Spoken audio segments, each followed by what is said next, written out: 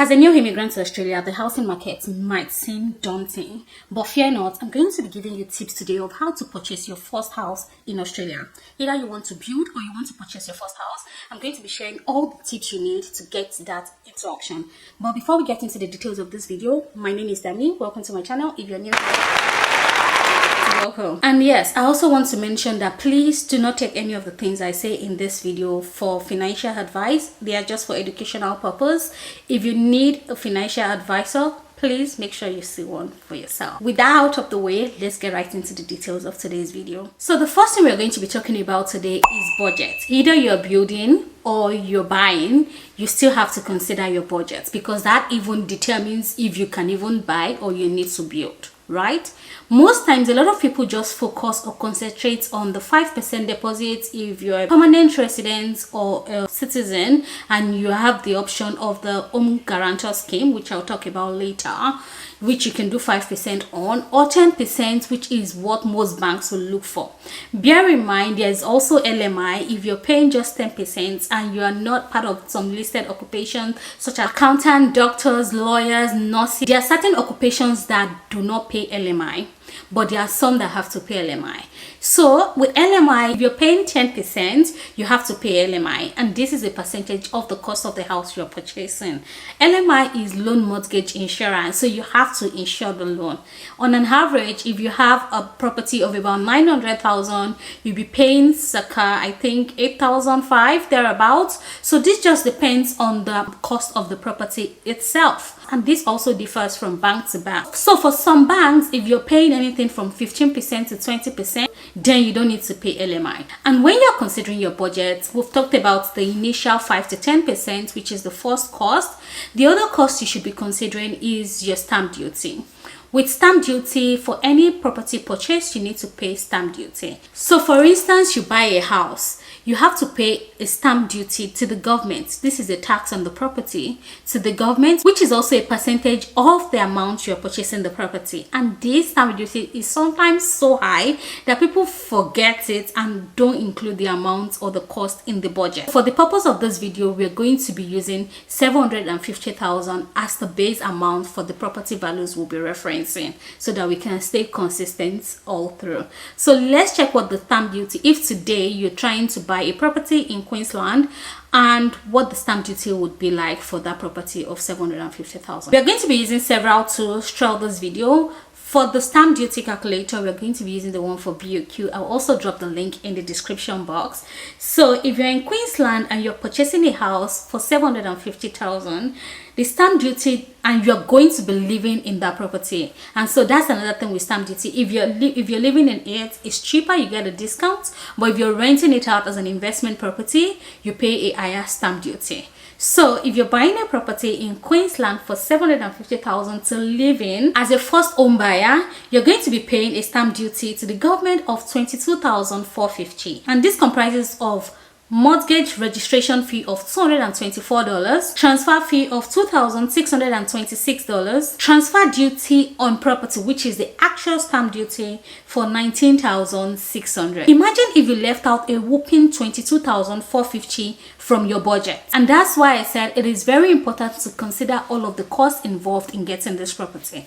So first, you've looked at your budget, you have enough for your deposit, which is 10% or 5% of whatever type of property you're looking at. For you to get a rough idea of the cost of the property, you need to do your research, look at the areas you're looking at, what is the average or median prices you can see. And most of the reports are very readily available. Go to realestate.com.au. For instance, if you're looking at Calamvale, go to real estate, look at the houses they've sold recently in Calamvale, how much are they, how much, like, so that gives you an idea of what you should be budgeting or planning for.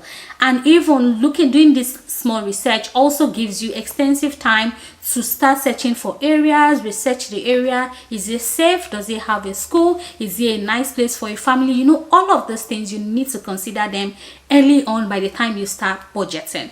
Anyway, that's that about the cost. So we've talked about the deposit for the property. We've talked about stamp duty. There's also conveyancing, and conveyancing is the solicitor slash lawyer you're going to be using. On the average, this is usually between $1,000 to $1,500, because when you're purchasing a property, you need the solicitor slash conveyancer to do all the transaction with you. You won't be the one connecting with the seller themselves, so there's always an intermediary, which is the conveyancing services. Also, you need to pay for building and pest. I think this is about $1,000 you need to also consider. So building and pest, they will come and check the property you're buying, because obviously the bank is going to be putting down like a whooping sum of money. They want to confirm that the property is in a good state, there's no pest issues or anything. So they would usually need you to get building and pest inspection done for that property, which you also submit to the bank. Another cost is your moving cost. Moving is not cheap. It doesn't come cheap. With that one, you also budget limit $1,000 to $1,500 depending on where you're moving from. If it's in the States, obviously you're going to be spending more than that. But if you're moving locally, it is way cheaper, and you can budget to $1,000, $1,500. So that is one. Another is another connection fee. If you need to connect new services, be it electricity, all sort of things, you need to consider that as well in your budget. And finally is bank fees and charges. Why I've listed out all this costs is just so that people know that it is beyond the 10% or 5% down payment you're paying. There are other related costs you also need to budget for. With that said, let's get into the next point, which is make sure you also research and check for all the available schemes. It is more difficult now than ever to buy a house in Australia, so the best time to do it is now. So the first scheme we're going to be talking about is the first home owner guarantee scheme. With this one, you need to have just 5% deposit, and you don't have to pay any LMI, which is good.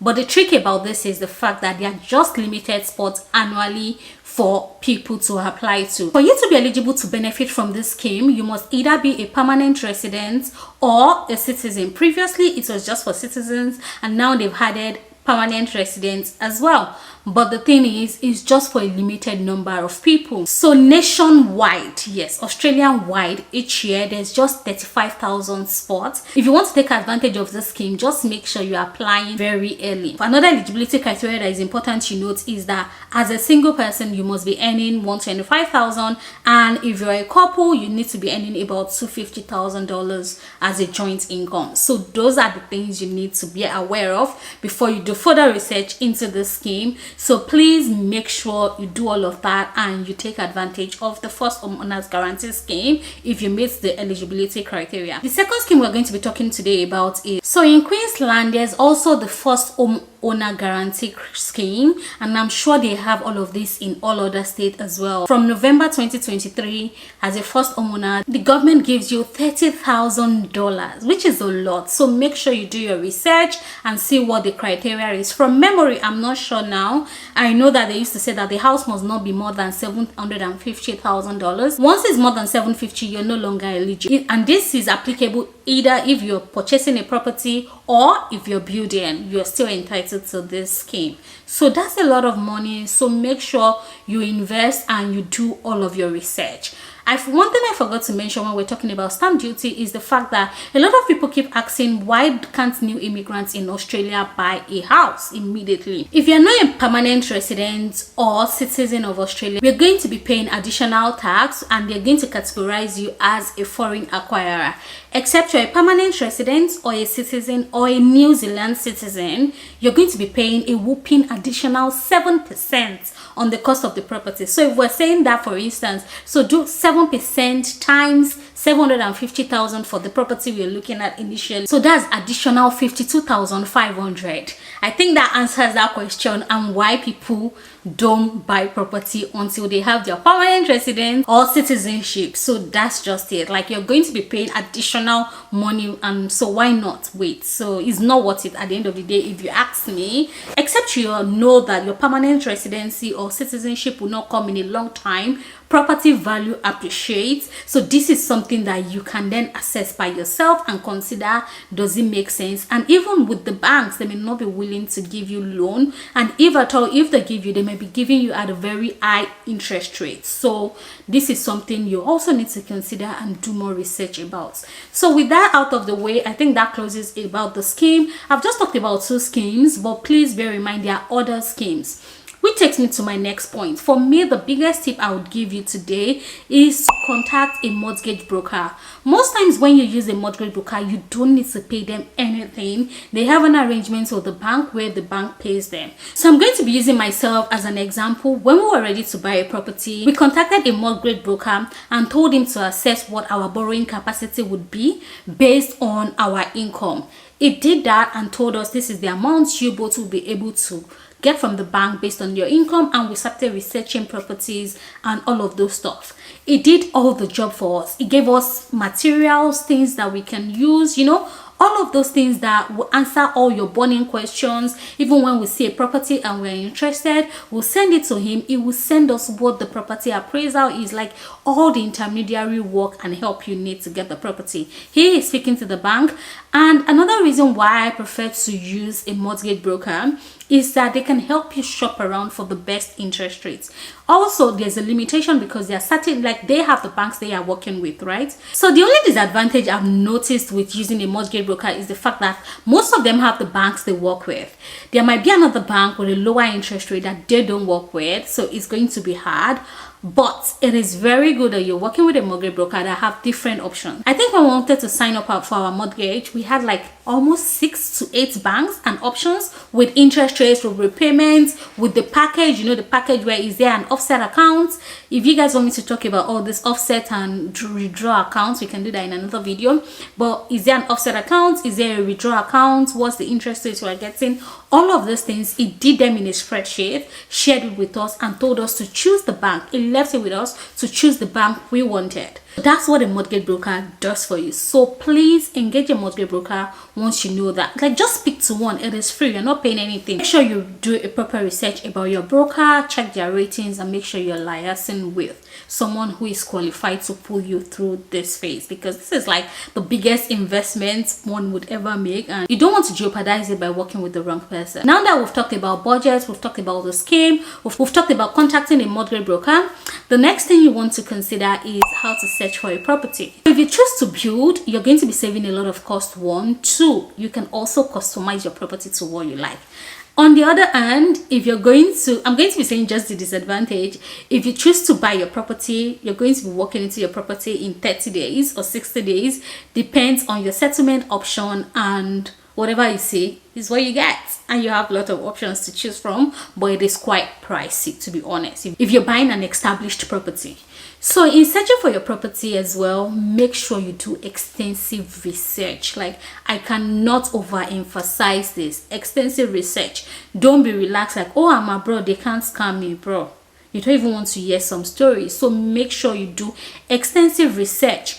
And with building, also, before you contact any builder, before you engage any builder, make sure you read up about them. See, reviews is very important. Make sure you do all of the homework to avoid stories that touch. If you're building, the first thing you need to do is search for a land in the area you've researched about. Once you have the land, you buy the land, and then you look for a builder, engage the builder, and you start the process. But please, you need to be patient. Don't rush. Before you sign any documents, make sure you read through, and this is applicable to when you're building and when you're also buying an established property. Make sure you are patient, because building takes a long time and is a lot of procedures. Just make sure you're following it.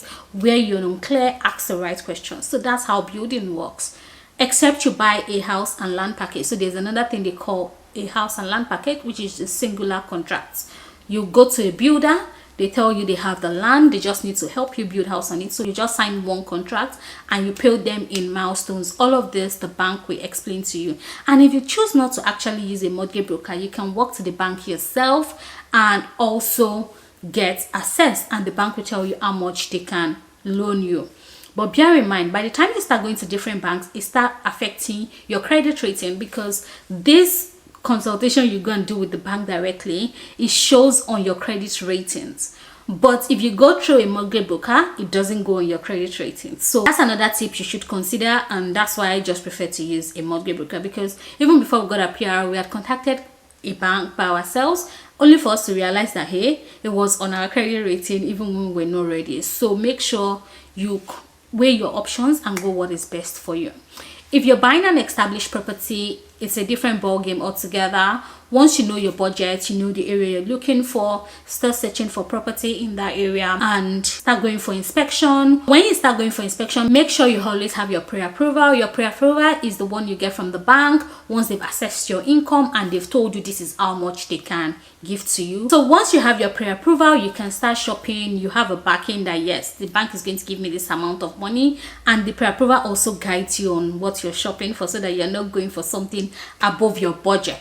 So once that is done, you put in offers, and once your offer is accepted, it's time to settle. Between when you put in your offer and your offer is accepted, once your offer is accepted, there are a few things you need to put into the works, which is the final bank loan mortgage approval.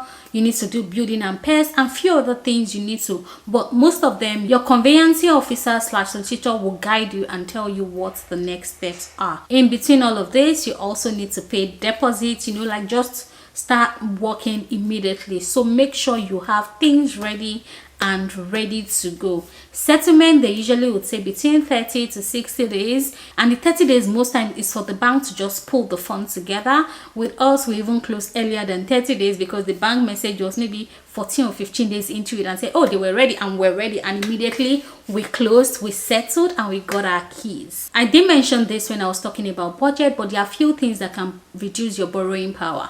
Car notes. I know a lot of people, once they get PR, they love to get a car. It's not bad, but just consider what you want to do and what is important, right? Credit card as well, like they reduce your borrowing capacity so much. So as much as possible, reduce this, manage this if you're planning to purchase a property. Once you've signed your loan and everything is settled, you can get a car. At that time, nobody's checking that. You know what I mean? You have a house. So prioritize what is important. Final tip today is make sure you always spread your wings. Don't restrict yourself to a certain place. At the moment, I heard that properties are cheaper in Perth compared to Queensland or Sydney. I know Sydney is crazy, but try other places, try new things. Like for me, I said that I don't have anything tied to this Queensland. I came from Nigeria. I didn't know anybody in Queensland. I came here. Luckily, we got a property here. But I heard that Sydney is crazy, and I've seen a lot of people moving from Sydney to Queensland, and now Queensland is getting crazy as well. So I heard that Perth is still quite cheap and affordable. So try Western Australia. Thanks guys, that's everything for this video. I will also link one video that tells you the 8 steps we took to buy our first home, and another video that shows you how we saved to buy our first home in 2 years after arriving in Australia. I hope you guys enjoyed this video. Thank you so much for watching. I will see you in the next one. Bye.